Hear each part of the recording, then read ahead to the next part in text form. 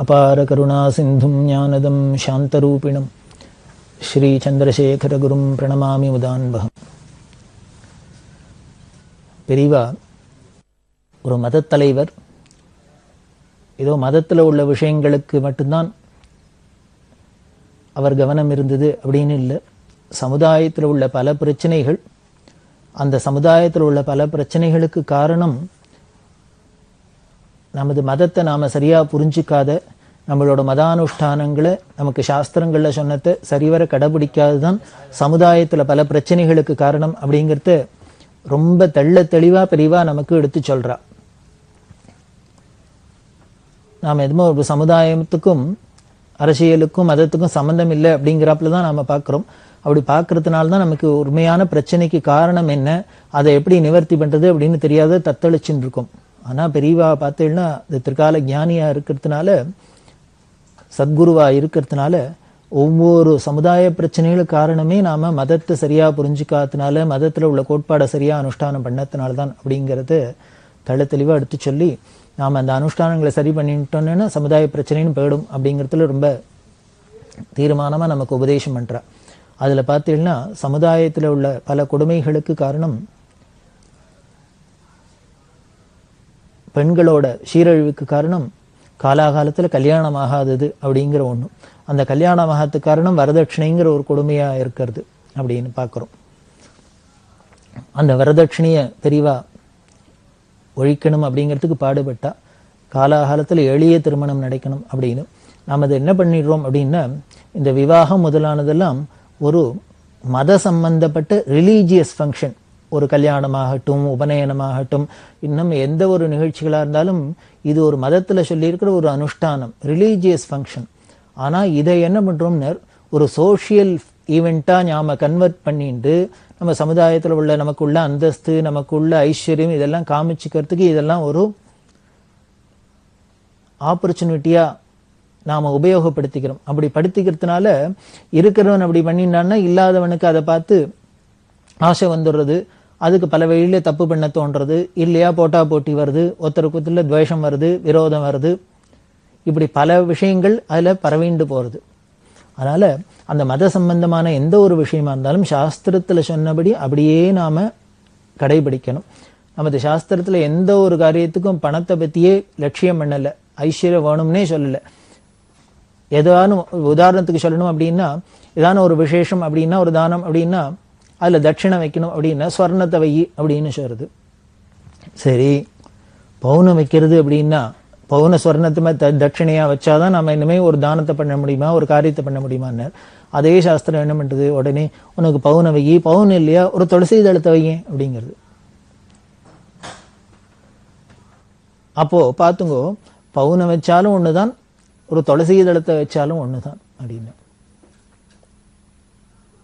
இருக்கிறவா பவுன் வைக்கிறா, இல்லாதவா துளசி தளத்தை வைக்கலாம். அப்படி இருக்கிறவனும் துளசி தளத்தை வச்சாலுமே பரவாயில்ல,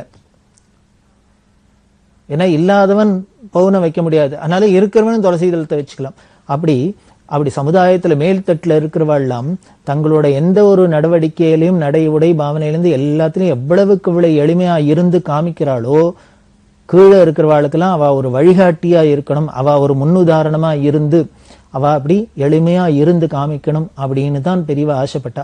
அதனால தான் ஒரு பெரிய பீடாதிபதியாக இருந்தும் அவர் பலமை எளிமையாக இருந்ததுக்கு காரணம் இருந்து காமிக்கணும் அப்படிங்கிறதுக்காக தான். அதுவே அவருக்கு எவ்வளவு பேர் புகழ கொடுத்தது, பெருமையை கொடுத்தது. உலகம் எல்லாரும் பார்த்து ஆச்சரியப்படுறாப்புல அவர்கிட்ட ஒரு பக்தி வராப்புல இருந்தது. அது மாதிரி யாராக இருந்தாலும் நமது வீட்டில் எந்த ஒரு ஃபங்க்ஷனாக இருந்தாலும் சரி, விவாகமாக இருக்கட்டும், உபநயனமாக இருக்கட்டும், இன்னும் எந்த ஒரு ரிலீஜியஸ் ஃபங்க்ஷனாக இருந்தாலும் அதை எவ்வளவுக்கு அவ்வளோ சிம்பிளாக எளிமையாக பண்ணுறோமோ அவ்வளவுக்கு அடுத்த வாழ்க்கை ஒரு முன்னுதாரணமாக இருக்கணும். அதுக்கு ஒரு தைரியம் வேணும். அந்த தைரியம் எப்படி கிடைக்கும், பெரியவா அனுகிரகம் இருந்ததுன்னா, பெரியவாள்கிட்ட நமக்கு பக்தி இருந்ததுன்னா அவள் அனுகிரகம் இருந்தால் அந்த தைரியம் வந்துடும். அது ஒரு தைரியமாக இருந்து பண்ணி காமிக்கணும். இதெல்லாம் தான் ஒரு பெரிய புரட்சி. அப்படி பண்ணி காமிக்கணும் தான் ஆசைப்பட்டா. அப்படி இந்த விவாகத்தில் இந்த வரதட்சணை, சீர்சந்தி, இது மாதிரி அந்த கொடுமைகள்லாம் போக்கணும் அப்படின்னு பண்ணினா, அதுக்கு உபதேசம் பண்ணினா, அப்படி பண்ணுற பெரியவா வெறும் உபதேசம் மட்டும் பண்ணிட்டு விடலை. இந்த புனிதமான இந்த விவாகம் குழந்தைகளுக்கெல்லாம், ஏழை எளிகளுக்கெல்லாம் நடக்கணும் அப்படிங்கிறதுக்காக தன் மடத்து மூலியமாகவும் என்னென்ன உதவி பண்ண முடியுமோ அதெல்லாம் பண்ணினான். கல்யாணம் அப்படின்னா, பெண் கல்யாணம்னா திருமங்கல்யத்துக்கு பவுன் கொடுக்கறது அப்படின்னு ஒரு சம்பிரதாயம் வச்சிருந்தா. அதுக்காக என்ன பண்ணுவானே, யாரானு இருக்கிறவாழ்கிட்டெல்லாம் கேட்டு கேட்டு வாங்குறது. எனக்கு பவுன் கொடுங்கோ, எனக்கு திருமங்கல்யம் கொடு, அத்தை பண்ணி கொடு, இத்தை பண்ணி கொடு அப்படின்னு அவாவா கொண்டு கொடுத்தா, இருக்கிறவா கொண்டு கொடுத்தா அதை இல்லாதவாளுக்கு விநியோகம் பண்ணினா. இப்போ ரெண்டு விஷயம், இருக்கிறவா கொண்டு பெரியவாளுக்கு காணிக்கையா கொடுக்கறதே அவளுக்கும் பெரியவா அனுகிரகம் கிடைக்கிறது, கொடுத்தவாளுக்கும் ஒரு திருப்தி, பெரியவாளுக்காக நம்ம காணிக்கை கொடுத்தோம் அப்படின்னு பெரியவா அனுகிரகம் கிடைச்சதுன்னு. இல்லாதவா கேட்டு வாங்கிக்கிறதே பெரியவா கையால கொடுத்தா பெரியவா அனுகிரகம் பண்ணினது அப்படின்னு வாங்கிக்கிறவாளுக்கும் பெரியவா அனுகிரகம் அப்படின்ட்டு பெரியவா கிருபை அப்படின்னு பெரியவாள்கிட்ட வாங்கிட்டுமே பெரியவா பிரசாதம்ங்கிற ஒரு பெருமை கிடைக்கிறது, சந்தோஷம் கிடைக்கிறது. கொடுத்தவாளுக்கும் பெரியவாளுக்கு பிரீத்தியா நம்ம அர்ப்பணம் பண்ணினுமேங்கிற கிடைக்கிறது. இப்படி எல்லாம் அதிசயமான நிகழ்ச்சிகள்லாம் மடத்துல எப்பொழுதும் நடந்துருக்கு பெரியவா சன்னதியில. அப்படி பல பேர் கொடுக்கிறவாள்லாம் இருக்கிறவா கொடுக்கறது வாங்கி பெரியவா பல பேருக்கு எல்லாம் கொடுத்துட்டு இருக்கா. அப்படி இருக்கிறதே ஒரு நாளைக்கு கூட்டத்துல வரிசையா எல்லாரும் வந்து தரிசனம் பண்ணிட்டு இருக்கா. அதுல ஒருத்தர் ஒரு பழத்தட்டை வச்சு, பொண்ணுக்கு கல்யாணம், நாங்க ஏழை, ஏதானு பெரியவா உபகாரம் பண்ணணும் அப்படின்னு கேட்டு, பெரியவா ஒன்றும் பார்த்தா பேசாத நின்னா. கூட இருக்கிறவாள்லாம் இந்த நடந்து வாங்கோ, பின்னால இருக்கிறவா வரட்டும், பெரியவா அப்புறம் பதில் சொல்லுவா அப்படின்னு விட்டா. அவர் இப்படி ஓரமா போய் நின்று பெரியவா அந்த அப்படியே தட்டோட இந்த வாங்கி வச்சுன்னு விட்டா. இன்னொரு 10 பேர் கழிச்சு இன்னொருத்தர் யாரோ ஒருத்த வந்தா. அவளும் இதே மாதிரி ஒரு தட்டுல பழத்தை வச்சா, ஒரு பத்திரிக்கை வச்சா, குழந்தைக்கு கல்யாணம், பெரியவா உபகாரம் பண்ணும் அப்படின்னா. இவாளுக்கும் ஒன்றும் பதில் சொல்ல. அவரும் அந்தன போயிட்டார். அந்த தட்டும் இந்தன வந்துடுத்து, அந்த பத்திரிக்கை இங்கேயே வந்தது. இப்படி 10 பேர் போன அப்புறம் 15 பேர் 20 பேர் போனதுக்கு அப்புறம் 1 ஆச்சு, 2 ஆச்சு, 3 ஆச்சு, 4 ஆச்சு. இப்படி 3-4 பேர் வந்து கூட்டத்துல குழந்தைக்கு கல்யாணம், பொண்ணுக்கு கல்யாணம், உபகாரம் பண்ணும், பொண்ணுக்கு கல்யாணம், குழந்தைக்கு கல்யாணம், உபகாரம் பண்ணும் கேட்கிறா. இப்படி 4 பத்திரிக்கை வந்தோடனே பக்கத்துல இருந்தவருக்கு ஒரு ஆச்சரியமா இருந்தது. என்ன இன்னைக்கு வரவாள்ல பாதி பேர் பொண்ணுக்கு கல்யாணம், பெரியவா உபகாரம் பண்ணும், பொண்ணுக்கு கல்யாணம், உபகாரம், என்ன உபகாரம் பண்ண போறா, பெரியவா புடவை, திருமங்கல்யம், வேஷ்டி இதெல்லாம் தானே கொடுப்பா, இதுக்கு கேட்கிறாளே அப்படின்னு ஒரு ஆச்சரியம். ஒரே நாளைக்கு தொடர்ந்து இது மாதிரி வந்தா நமக்கே ஒரு அதிசயமா இருக்கும் இல்லையா. அவர் என்ன பண்ணார், கூட இருக்கிற கைங்கரியமன்றர் இப்படி இந்த கல்யாண பத்திரிகையை பார்த்தார். வரிசையா ஒருத்தரா கொண்டு வைக்கிறாளே, யார் யாரு அப்படின்னு பார்க்கலாங்கிற ஒரு ஆர்வத்தில் இப்படி பார்த்தார். எடுத்து பார்த்தா 4 பத்திரிக்கையும் ஒருத்தர் ஒரு கல்யாணமாவே இருக்கு. ஒரே கல்யாண பத்திரிக்கை 4 பேர் கொண்டு வந்து வச்சிருக்கா. இது கூட கைங்கரியம் பண்றவருக்கு ரொம்ப கோபம் வந்துடுத்து, தாபமா இருந்தது.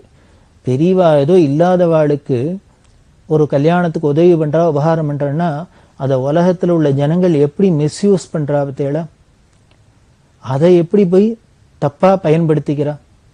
ஏதோ இல்லாதவாளுக்கு கொடுக்கலாம் அப்படின்னா, நிஜமாவே இவாளுக்கு இல்லைன்னா கூட ஒரு கல்யாணத்துக்கு யாரோ ஒருத்தர் கேட்டு ஒரு ஐட்டத்தை வாங்கிட்டு போனா போருமே. இப்படி அம்ட்ட மட்டும் வாங்கிக்கலாங்கிறாப்புல எல்லாரும் பல பேர் பல விதத்திலையும் கேட்டு வாங்கிட்டு போறாளே அப்படின்னு இவருக்கு ரொம்ப தாபமா இருந்தது, வருத்தமா இருந்தது. உலகத்தை நினைச்சு வருத்தப்பட்ட பெரியவா நல்லது நினைச்சு உலகத்துக்கு உபகாரம் பண்ணும்னா கூட ஜனங்கள் அதை எப்படி எல்லாம் தவறுதலா பயன்படுத்திக்கிறது பத்தியா அப்படின்னு ஒரு தாபம். அதனால பெரியவாள்கிட்ட வருத்தப்பட்டுன்னு சொன்னேன். எல்லாத்தையும் காமிச்சார். ஒரே வீட்டு கல்யாண பத்திரிக்கை 4 பேர் கொண்டு கொடுத்து பெரியவா கேட்கிறா. பெரியவாளும் கொடுத்தா, ஒருத்தருக்கா கொடுத்துருந்தா. நல்ல வேளை இன்னைக்கு என்னமோ பெரியவா உடனே கொண்டு வான்னு, புடவை திருமங்கலாம் கொண்டு வான்னு சொல்லி கொடுக்கல. அதனால பெரியவாளோட நல்ல மனசை எல்லாரும் தப்பா புரிஞ்சுன்னு எல்லாரும் மிஸ்யூஸ் பண்றா. அதனால பெரியவா இதெல்லாம் கொடுக்குற இந்த புடவை திருமங்கலம் எல்லாம் கல்யாணத்துக்கு கொடுக்கறதா நிறுத்தணும் அப்படின்னு அவர் கோச்சின்றார். பெரியவாட்ட சுவாதீனமா தான் சொன்னார். பெரியவா அவளுக்கு தெரியாதா 4 பத்திரிகை தான் வந்திருக்குன்னு. ஏன்னா எப்பொழுதும் கல்யாணம்னு கேட்டா உடனே அதுக்கு பதில் சொல்லி இதை எடுத்துன்னு கொடுக்க சொல்ற பெரியவா. இப்போ 4 பேருக்கு ஒன்றும் பதில் சொல்லாத இருக்கான்னாலே பின்னால ஏதோ கிளைமேக்ஸ் வரப்போறதுன்னு தானே பெரியவா அன்னை சொல்றா. வாஸ்தவம் தான், ஒரே கல்யாணத்துக்கு 4 பேர் பத்திரிகை கொண்டு வந்து கேட்கிறா, 4 தினசா கேட்கிறா. வாஸ்தவம், அவ தப்பு தான் பண்றா, இல்லைன்னு சொல்லல. நாமளும் இத்தனை நாளா பல பேருக்கு உபகாரம் பண்ணிட்டு இருக்கோம். இதுல இன்னைக்கு இவா இப்படி பண்றா, ஒரே குடும்பத்திலேருந்து ஒரே கல்யாணத்துக்கு 4 பேர் கேட்கிறா அப்படிங்கிறது இப்பதான் தெரிஞ்சிருக்கு நமக்கு. இவா தான் பண்ணியிருக்கா.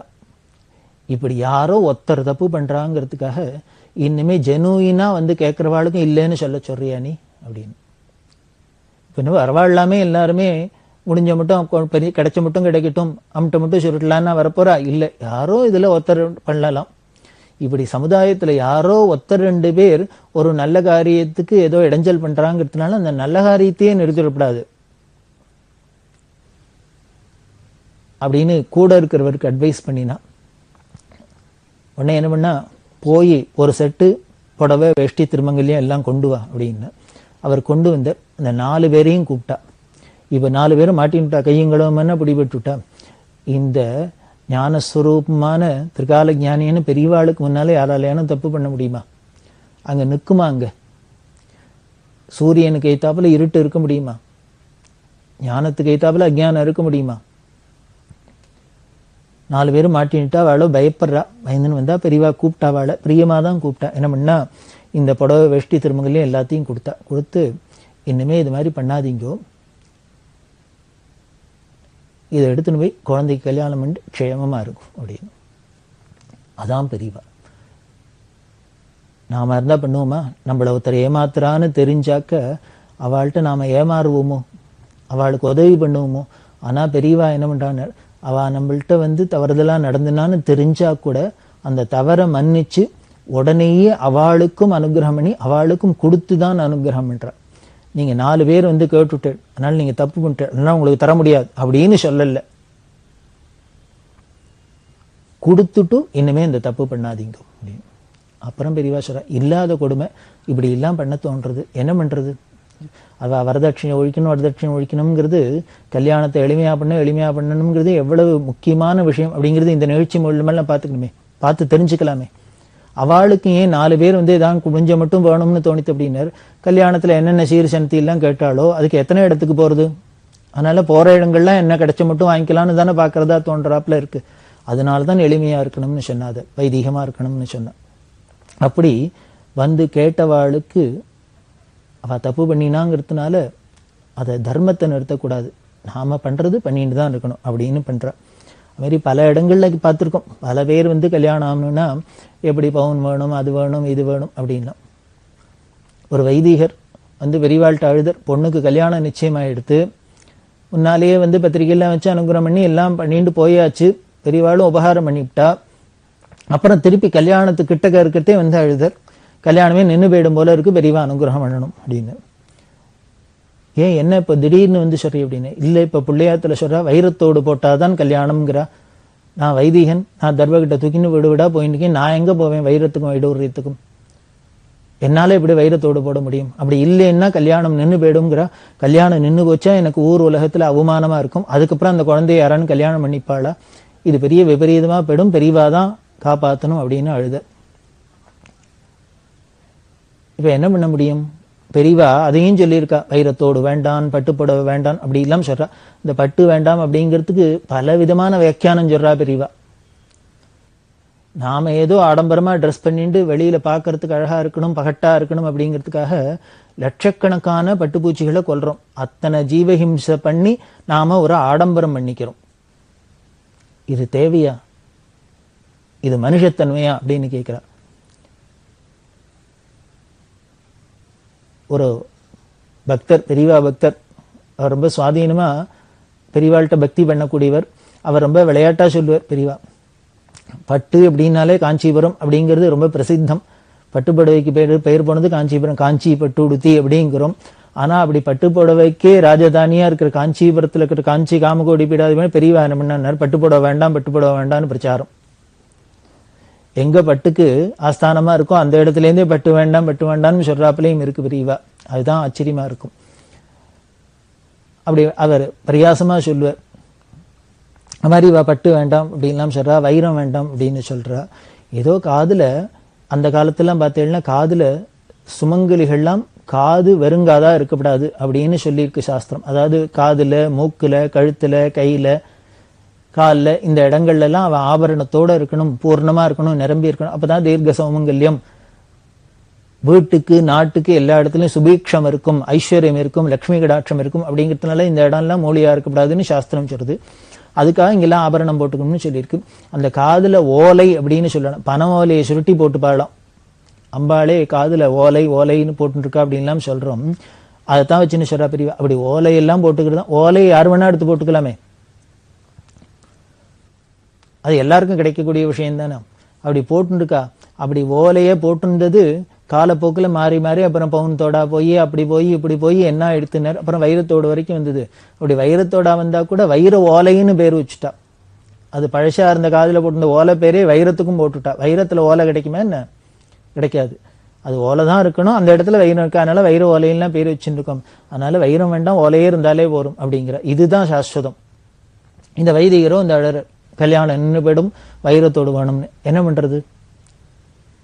என்ன பெரியவா என்ன பண்ணா, எய்த்தாப்புல ஒரு பக்த, அந்த பக்த நல்ல ஐஸ்வர்யம் உள்ளவா, அவள்கிட்ட கேட்டா, நீ காதுல வைரத்தோடு தானே போட்டுருக்க? ஆமா அப்படின்னு. இது எவ்வளவு கேரட் தேரும் அப்படின்னு. 1 கேரட் அப்படின்னு. இதையும் பெரியவா கேட்கிறான்னு அந்த வைதிகர் சொன்ன, அவ பிள்ளையாத்துல வைரத்தோடு கேட்கிறாளா, அதுவும் 1 கேரட்ல இருக்கணும்னு. அது பாருங்களேன். இதெல்லாம் வேடிக்கை என்னென்ன, ரொம்ப இதெல்லாம் ஒரு தப்பு மாதிரியே நமக்கு ஒரு துளி கூட ஒரு குற்ற உணர்ச்சியே இல்லாத ரொம்ப சர்வசகஜமா சாதாரணமா வச்சுட்டு இருக்கோம் இதெல்லாம். அதனாலதான் பெரியவா கேட்டா, அவ அதான் 1 கேரட்ல வேணும்னு கேட்கலாம். அதனால இது எவ்வளவு தேரும் அப்படின்னா 1 கேரட் அப்படின்னு. பெரியவா சொன்னா, அப்போ அந்த தோட கைட்டு எனக்கு கொடுக்குறியா அப்படின்னு. அந்த அம்மா பார்த்தா, இந்த கதையெல்லாம் பார்த்துட்டு இருக்காளே, இதுக்கு தான் பெரியவா கேட்கறான்னு தெரியும். பரம சந்தோஷம், நான் கொடுக்குறேன் அப்படின்னு. உடனே உனக்கு வேற தோடு இருக்கோ அப்படின்னு. நிறைய இருக்கு, இது மாதிரி இன்னொரு தோடு கூட இருக்கு ஆத்துல, எத்தனை தோடு வேணாலும் வாங்கிக்கலாம், நான் கொடுக்குறேன் அப்படின்னு. உடனே பெரியவா என்ன பண்ணா, அடுத்த மேனேஜரை கூப்பிட்டா, கடைக்கு போச்சுன்னா ஒரு சாதாரண தோடு ஒன்று வாங்கிட்டுருச்சுன்னா வாங்கிட்டு வந்து தான் அனுகிரகம் பண்ணி அந்த அம்மாட்ட கொடுத்துட்டு, இதை நீ காதல போட்டுனா இந்த வைரத்தோட கைட்டி கொடு, உன் புண்ணியத்துல இவரோட குழந்தைக்கு கல்யாணம் ஆகி க்ஷேமமா இருக்கட்டும் அப்படின்னு. உடனே அந்த வைரத்தோடு வாங்கி வச்சுட்டு அவர் கொடுத்தார். அவர் வந்தவர் வைரத்தோடுக்கு என்ன பண்ண போறோமோ எது பண்ணுமோ, அதுவும் 1 கேரட் வைரத்தோடு அப்படின்னா என்ன பண்ண போறோமோ நினைச்சுட்டா, 1 நிமிஷத்துல பெரியவா இப்படி வாங்கி அப்படி கொடுத்துட்டா. அவர் பரம சந்தோஷமா வாங்கிட்டு போய் குழந்தைக்கு போட்டு கல்யாணம் பண்ணி க்ஷேமா இருக்கட்டும் அனுப்பிச்சுட்டா.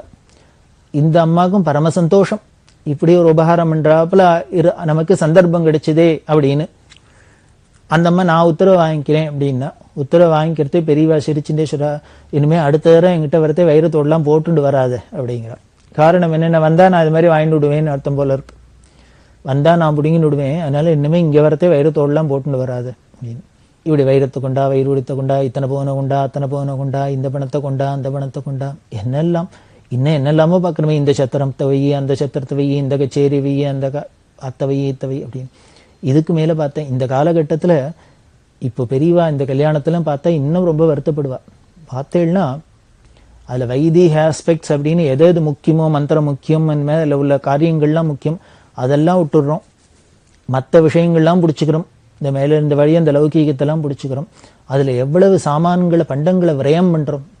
பார்த்தேன்னா என்னமோ பரங்கிக்கால பிள்ளையார், பூஷணிக்கால பெருமாள், அப்படி இப்படி எல்லாம் பண்ணி அலங்காரமெல்லாம் வைக்கிறா. ஒரு சாப்பிட்ற கரிகாயெல்லாம் இது மாதிரிலாம் அலங்காரம் பண்ணி வைக்கணுமா? அந்த பரங்கிக்கால இது மாதிரி இனிமேல் இந்த கரிகாலில் இப்படி எல்லாம் பண்ணி ஷோ கேஸ்ல வச்சு எல்லாருக்கும் என்ன பார்க்கறவெல்லாம் பார்த்துட்டு என்ன பண்ணிட்டு போப்புறா, விஷாத போப்புறா.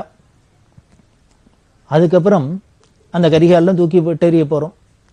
அதுக்கு இதெல்லாம் ஒரு ஏழை அநாத ஆசிரமத்துக்கு கொடுத்துருந்தா, அந்த கரிகாயெல்லாம் கொடுத்துருந்தா, அந்த குழந்தைகளுக்கெல்லாம் ஏழைகளுக்கெல்லாம் வயறார சமையல் பண்ணி போட்டானோ அந்த குழந்தையெல்லாம் திருப்தியாவானும் இருந்திருக்கும், சாப்பிட்டுருக்கும், வயறானும் வழித்திருக்கும். அதுக்கு இல்லாத இது மாதிரிலாம் ஒரு ஆடம்பரம் வேஸ்ட் பண்றோம். இத்தனை ஐட்டம் பண்றது, அத்தனை ஐட்டம் பண்றது, இப்படி வைக்கிறது, அப்படி வைக்கிறது, அத்தனை அலங்காரம் பண்றது, அத்தனை அலங்காரம் பண்றது, எல்லாம் வேஸ்ட். யாராரு என்னென்ன சாப்பிட்றா அப்படிங்கிறத விட எரியறது தான் ஜாஸ்தியா இருக்கு. நீங்க பார்த்தீங்கன்னா கல்யாண செலவுல உபயோகமா யாருக்கானும் ஒருத்தருக்கு உபயோகமா அதுல ஏதானும் போயிருக்குமா அப்படின்னு பார்த்தா, அப்படி உபயோகமா போனதை விட உபயோகம் இல்லாத வேஸ்ட் ஆனதுதான் முக்காவாசிக்கு மேல இருக்கும். அதெல்லாம் நம்ம அவசியம் தெரிஞ்சுக்கணும். பெரியவாள்கிட்ட பக்தி, பெரியவாள்கிட்ட பக்தி, பெரியவா சரித்திரம் கேட்கிறோம், பெரியவா பெருமையை கேட்கிறோம் அப்படின்னா இதெல்லாம் நாம ஒரு நடைமுறைக்கு கொண்டு வரத்துக்கு நம்மளால ஆன கைங்கரியம் பண்ணும். முதல்ல நாம அனுஷ்டானம் பண்ணும். நமக்கு தெரிஞ்சு யாரானும் பண்ணினா கூட அதை தடுக்கணும், சொல்லணும். பெரியவா அனுகிரகம் நமக்கு கிடைக்கணும்னா இதெல்லாம் நாம வேஸ்ட் பண்ணாத இருக்கணும் அப்படின்னு. இப்படி இருந்தோம்னாலே நாமெல்லாம் பொறுப்பா இருந்தாலே நாட்டில் உள்ள பிரச்சனைகள்லாம் போயிடும். பொருளாதார பிரச்சனைகள்லாம் தானே இருக்கிற இடம் தெரியாத ஓடி போயிடும். எல்லாருமே உதாரித்தனமா செலவழிக்கிறதுனால தானே பொருளாதாரத்துல இவ்வளவு சிக்கல்லாம் ஏற்படுறது. இப்படி காலம் வெறிச்சு கிடக்கு. அது இல்லாத இருக்கணும் அப்படிங்கிறதுக்கு தான் பெரியவாளோட உபதேசம். அதுதான் பெரியவா சொன்னா. அப்படி இந்த கல்யாணங்களுக்கெல்லாம் பெரியவா உபகாரமும் பண்ணியிருக்கா. மணிகண்ட சர்மா அப்படின்னு திருவனந்தபுரத்தில் இருக்க அவர் ரிக்வேதி. ரிக்வேதத்தை ரொம்ப ஏழை சாமானியமான குடும்பம் தான். அவர் ரிக்வேதத்தை அத்தியானம் பண்ணினதுக்கு அப்புறம் பெரியவா ஹாஸ்பிட்டலில் போய் ஷடங்கம்ங்கிறத படிக்க சொன்னா. அந்த ஷடங்கம் படித்த ஒரே வித்வான் இருந்தார். அவர் காலமாயிட்டா அந்த ஷடங்கம்ங்கிறதே போயிடும். அதாவது வேதம்ங்கிறது உயிர், அதுக்கு அங்கம் 6 அங்கம். அந்த 6 அங்கத்தை தான் ஷடங்கம்ங்கிறோம். அந்த ஷடங்கத்தை போய் படிக்கணுங்கிறதுக்காக ஒரு 5-6 வேதம் படித்த குழந்தைகளை அந்த ஹாஸ்பிட்டலில் அனுப்பிச்சு அவள்கிட்ட படிக்க சொல்லியிருந்தா. அப்படி படிச்சுன்னுக்கிட்டே இந்த மணிகண்ட சர்மாவோட தங்கைக்கு கல்யாணம் 12 வயசு வந்தது. கல்யாணம் வீட்டில் ஏற்பாடு பண்ணினா. அவள் என்ன பண்ணா, பத்திரிக்கை அனுப்பிச்சு பெரியவாள்கிட்ட கொண்டு வச்சு பெரியவா அனுகிரகத்தை வாங்கிட்டு வா அப்படின்னு சொல்லி அனுப்பிச்சிருந்தா. பெரியவா பண்டரிபுரம்ங்கிற இடத்துல இருந்தா. இந்த மணிகண்ட சர்மா பத்திரிகை கொண்டு வச்சோன்னு பெரியவா கேட்டா, கல்யாணம் எப்போ எல்லாம் பார்த்துட்டு நீ எப்போ கல்யாணத்துக்கு போறேன்னு. போகணும், நீ தான் போறேன். இப்படி இந்த மணிகண்ட சர்மாவோட பேசி நிற்கிறதே பம்பாயிலேருந்து அனந்தராமன் ஒரு பக்தர் அவர் வந்திருந்தார் மனைவியோட. அவ என்ன பண்ணினா, ஒரு 10 பவுனுக்கு தங்க சங்கிலி அதை பண்ணி கொண்டு பெரியவாள்கிட்ட வச்சா. பெரியவா எதுக்குன்னா, அந்த அம்மா சொன்னா, பெரியவா சொப்பனத்துல எனக்கு 10 பவுன்ல சங்கிலி பண்ணி கொடுன்னு போடுவியான்னு கேட்டா, அதனால உடனே பண்ணி எடுத்துன்னு வந்திருக்கேன்னு கொண்டு வச்சா. பெரியவா சிரிச்சுனே, நான் எதுக்கு உங்ககிட்ட கேட்டேன் பவுன் சங்கிலி, சொப்பனத்துல கேட்டேனா அப்படின்னு ஒண்ணும் தெரியாத மாதிரி கேட்டுவிட்டு உடனே சொல்றா, இந்த மணிகண்ட சர்மா காமிச்சு, இவன் பாவம் நான் சொன்னேன்னு வேதாத்தியானம் பண்ணியிருக்கான், ஷடங்கம் படிச்சுட்டு இருக்கான், கஷ்டப்படுற குடும்பம், இவன் சகோதரிக்கு கல்யாணம் நடக்கிறது, அதனால இந்த குழந்தை கல்யாணத்துக்கு வேணா இதை வச்சுக்கலாமா, இந்த சங்கிலியை நீங்களே எடுத்துன்னு போங்கோ அப்படின்னு சொல்லிட்டு லைப்ரரி சுப்பிரமணியர் அப்படின்னு ஒரு பக்தர், இந்த லைப்ரரி சுப்பிரமணியர், இந்த அனந்தராமன் அவர் சம்சாரம் எல்லாரையும் இந்த மணிகண்ட சர்மாவை அழிச்சுன்னு போக சொல்லி கல்யாணத்தை பண்ணிவாய், ஒன்னால இந்த கல்யாண செலவு முழுக்கல நீனே பண்ணுன அப்படின்னு சொல்லி அவளை விட்டு பண்ண சொல்லிட்டு இந்த பம்பாயிலேருந்து இந்த மணிகண்ட சர்மாவுக்கு ஒரு செலவும் இல்லை. இவாளே போனா இந்த அனந்தராமன் அவள்லாம் எல்லாத்தையும் கல்யாணத்தை பண்ணி வச்சுட்டா. ஆனா தவிர்க்க முடியாத காரணத்தினால இந்த 10 பவுன் சங்கிலி அங்க வாங்கிக்கல, வேண்டாம் அப்படின்னு விட்டா. அதை திருப்பி எடுத்துன்னு வந்தா. பெரியவாள்கிட்ட சொன்னா, எல்லாம் கல்யாணத்தை நன்னா பண்ணி வச்சாச்சு, ஆனா இந்த சங்கிலி தேவையில்லை வேண்டான்னு வச்சுட்டா என்ன பண்றது அப்படின்னு. உடனே பெரியவா சொன்னா, நீ ஒண்ணு பண்ணு, இதை கேஷா ஆக்கி, இதை வித்து கேஷாக்கி அந்த கல்யாணம் ஆன பொண்ணு பேர்லயே டெபாசிட் பண்ணிடும், மாசம் மாசம் வட்டி போறாப்புல பண்ணு அப்படின்னு சொன்னான். பண்ணி அது போயிருந்தது. அதுக்கப்புறம் இந்த மணிகண்ட சர்மா சம்பாதிக்க ஆரம்பிச்சோன்னு பெரியவாள்கிட்ட சொன்னேன், அக்காவுக்கு அனுப்பிச்சுனுக்கு அந்த வட்டி வேண்டாம் அப்படின்னு சொல்ல பெரியவா அதை டெபாசிட் ஃபிக்ஸட் டெபாசிட்டா பண்ண சொல்லி, அந்த அவ சிஸ்டருக்கு கல்யாணம் வந்து அவளுக்கு பொன் குழந்தை பிறந்து அந்த பொண்ணுக்கு கல்யாண வயசு வந்தோடனே இந்த டெபாசிட் பண்ணி வச்சிருந்த பணத்தை அப்படியே அந்த கல்யாணத்துக்கு உபயோகப்படுத்திக்க சொன்னான். இது பெரியவா அனுகிரகத்தை பாருங்கோ. மணிகண்ட சர்மாவுக்கு அனுகிரகம் பண்ணத்தோட இல்ல, அவ அக்கா சிஸ்டர் கல்யாணத்துக்கு அனுகிரகம் பண்ணத்தோட இல்லை, அந்த சிஸ்டருக்கு குழந்தை பிறந்து அந்த பொன் குழந்தை கல்யாணத்துக்கும் இந்த பணம் உபயோகமா இருந்திருக்கு பெரியவா பண்ற அனுகிரகம். அப்படின்னா குடி முழுதும் ஆட்கொண்டு அப்படின்னு வழி வழியாவும் பெரியவா நமக்கு அனுகிரகம் பண்ணிட்டு இருக்கா. எதனால பெரியவா சொன்ன அந்த பிரியமான அந்த வேதத்தை அத்தியானம் பண்ணி ஷடங்கத்தை அத்தியானம் பண்ணி அந்த வைதீக நெறியில நின்னதுனால அதுக்கு பரம்பரையா பெரியவா அனுகிரகம் பண்ணிட்டு வரான்னு தெரியுது. அதனால பெரியவா அனுகிரகத்தை அடையணும்னா நாம வேற ஒண்ணுமே பண்ண வேண்டாம். அவளுக்கு பிடிச்ச அந்த தர்ம வழியில நின்னுட்டோம்னா, வேதோக்தமான வழியில இருந்தோம்னா நமக்கு அவ அனுகிரகம் பரம்பரையா இருக்குன்னு இந்த நிகழ்ச்சிகள் மூலமெல்லாம் தெரியுது. இப்படி கல்யாணத்துக்கெல்லாம் ஒரு ஒத்தாசை பண்ணிட்டு இருக்கிற பெரியவா இன்னும் சமுதாயத்துக்கு என்ன பல விஷயங்கள்லாம் சொல்லி இருக்கா அப்படிங்கிறத தொடர்ந்து பார்க்கலாம்.